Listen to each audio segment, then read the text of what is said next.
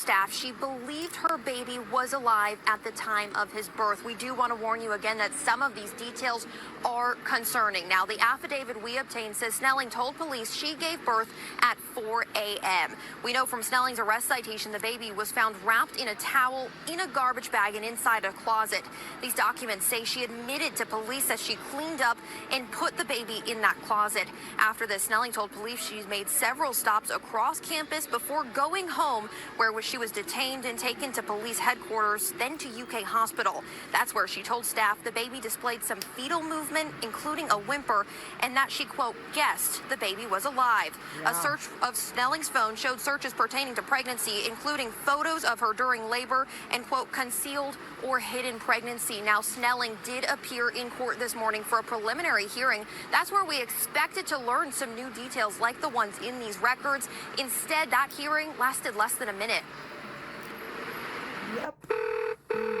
911, where's your emergency? On August 20th, Lexington police say they were called to Park Avenue for an unresponsive infant. Dispatch records obtained by our news partners at the Herald Leader say the person who called 911 told dispatchers the baby was cold to the touch. The infant was later pronounced dead at the scene. The Fayette County coroner confirmed the baby was a boy, but has not released his cause of death. 21-year-old Laken Snelling was arrested and charged with abuse of a corpse, tampering with physical evidence, and concealing the birth of an infant. According to her arrest citation, the baby's body was found wrapped in a towel inside a black trash bag in a closet. Snelling pled not guilty to her charges earlier this month. In Snelling's preliminary hearing, we expected to hear police testimony and learn some new details about this case.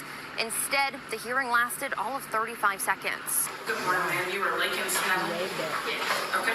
Yes, sir. Snelling's attorney told the judge she wanted to waive her right to a preliminary hearing, sending the case to the grand jury. Ms. Snelling, you just heard your attorney state that it's your desire to waive this matter to the Fayette County grand jury. You understood you have a right to have a preliminary hearing this morning? Yes. But it is your desire to waive this matter this time? Yes. Okay. Raquel Wilson is an assistant law professor at UK. We asked her why someone might want to waive their case to the grand jury. It could be that that is what their client preferred. Wilson says it could also be that they want to forego the public display of information. Of course, a grand jury is private. It's not open to the public, and it's orchestrated completely by the prosecutors.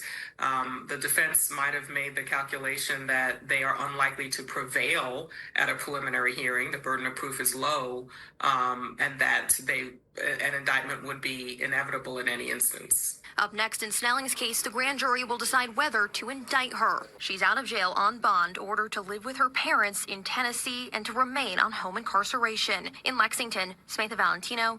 And indict her, they did. 21-year-old Laken Snelling has now been charged with first-degree manslaughter after the autopsy report came back determining that the baby was alive at the time of birth. She is only 21 years old, and she was a senior at the University of Kentucky and also on the stunt team, which you can see here, as well as her pregnancy belly. The baby boy was initially found deceased in her closet on August 20th of 2025. After the Fayette County, Kentucky Medical Examiner's Office determined the baby was born alive and that the baby boy's cause of death was asphyxia, she has now been indicted by the grand jury on that first-degree manslaughter charge.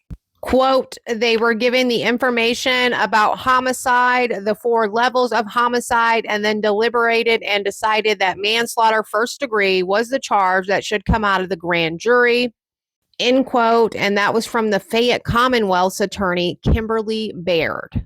Like the news report said, initially, Laken was only charged with abuse of a corpse and concealing a pregnancy, but adding this first-degree manslaughter, that's serious business. It's first degree. It has a maximum of 20 years. Laken did withdraw from the University of Kentucky, and she is no longer on that stunt team, pictured here. She's actually facing 31 years in total, so maximum of 20 years for the big charge, the first-degree manslaughter, and then additional 11 years for the remaining charges if she is found guilty. I mean, look at this beautiful couple. I don't understand why she would risk everything to hide this pregnancy. You could give the baby up for adoption. There's something psychological going on there that would cause her to do this. Like, I don't understand why I don't get it. I do remember that the roommates had suspected that she was concealing a pregnancy. They had heard strange sounds coming from her bedroom that day, strange loud sounds. And after the birth, Laken allegedly cleaned up the red stuff from the scene, showered, and then left her home, skipping morning classes, visited the nurse at school or the clinic at school, and then went to McDonald's. After she left, her roommates went nosing around in her room and they found a red soaked towel on the floor and a plastic bag containing evidence of childbirth, prompting them to call 911. And when Laken returned home, the police were there and they arrested her on the smaller charges. She's been on house arrest ever since and is still on house arrest. Snelling has changed her story quite a few times. Initially, she had told the police that the baby had fell on the floor after she gave birth, but she didn't think he was breathing or alive. Then claimed to pass out on top of the baby and woke up to find the baby turning blue and purple. Laken did admit to wrapping the baby up like a burrito and laid next to it because it gave her little comfort in the moment. The investigation revealed that she told medical staff that the baby boy had shown a little bit of fetal movement and made a whimper after he was born.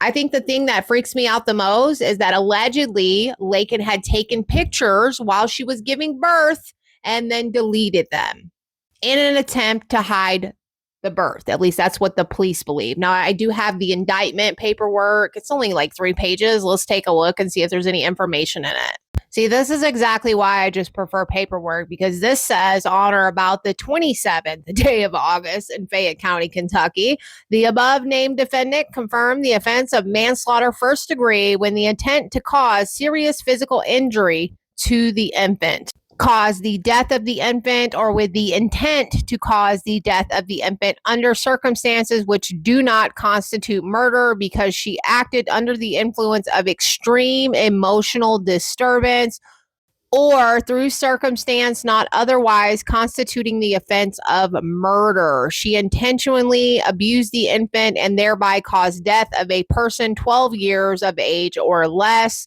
or who is physically helpless or mentally helpless. It says she intentionally treated a corpse in a way that would outrage ordinary family sensibilities. It says named defendant committed the offense of tampering with physical evidence when believing that an official proceeding is pending or may be instituted. She destroyed, mutilated, concealed, removed, or altered physical evidence which she believed was about to be produced or used in the official proceeding with intent to impair its verity or availability in the official proceeding.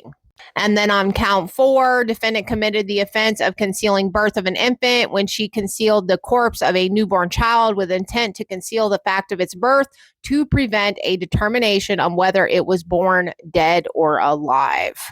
Fuck. Then for counts 2, 3, and 4, that was a total $100,000 bond. Count 1, it says a $10,000 bond. This is just the request for issuance of warrant or summons upon indictment with a bunch redacted addresses and all that. And then right here, you can just see where the judge signed off on this on March 10th, 2026. I always find these cases with young women to be extremely hard. I don't know what to think about this, you guys. What do you think about this? Do you feel like she deserves these charges, especially if that baby boy was born alive? As always, thank you for watching. Please like, follow, reshare, and comment to keep this conversation going, or subscribe for my YT crowd.